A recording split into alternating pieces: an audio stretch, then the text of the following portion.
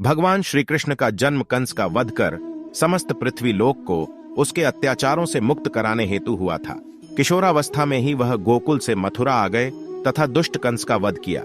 कंस की मृत्यु से दुखी उसके श्वसुर जरासंध ने एक विशाल सेना लेकर मथुरा पर आक्रमण कर दिया।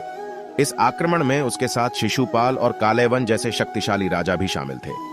जल्दी ही सेना मथुरा जा पहुंची और मथुरा की राजसभा में कृष्ण तथा बलराम को सेना को सौंपने का संदेश भेजा गया। इस युद्ध को टालने तथा मथुरा के निर्दोष नागरिकों को बचाने के लिए कृष्ण ने रातों रात वहां से सैकड़ों किलोमीटर दूर समुद्र में एक नई नगरी द्वारिका का निर्माण करवाया। अपनी माया से उन्होंने समस्त नागरिकों, उनके पशुओं तथा संपत्ति को नींद में ही नई नगरी में पहुंचा दिया। अगले दिन सूर्योदय के समय कृष्ण तथा बलराम जरासंध की सेना के सामने जा पहुंचे और उसे लड़ने के लिए चुनौती दी।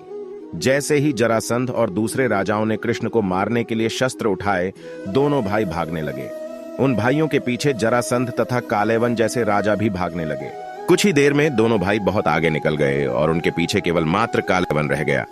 उसे देवताओं ने वरदान दिया था कि उसकी हत्या किसी अस्त्र या शस्त्र से नहीं होगी। ऐसे में वह निर्भीक था और लगातार कृष्ण का पीछा करते करते एक गुफा में जा पहुंचा।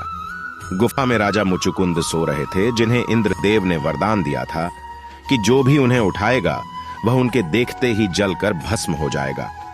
वहां पहुंचकर कृष्ण ने सोए हुए मुचुकुंद पर अपना पीतांबर डाल दिया और स्वयं छिप गए। कालयवन भी वहां जा पहुंचा और सोए हुए राजा मुचुकुंद पर पीतांबर देख उन्हें ही कृष्ण समझ बैठा। उसने मुचुकुंद को उठाने के लिए लात मारी, जिसके कारण उनकी निद्रा खुल गई और उनके देखते ही कालयवन वहीं पर जलकर भस्म हो गया। तत्पश्चात कृष्ण ने राजा मुचुकुंद को अपने चतुर्भुज स्वरूप में दर्शन दिए और उन्हें मोक्ष पाने का वरदान दिया। वहीं दूसरी ओर जरासंध और बाकी राजा पूरी तरह से खाली मथुरा देखकर वापस लौट गए।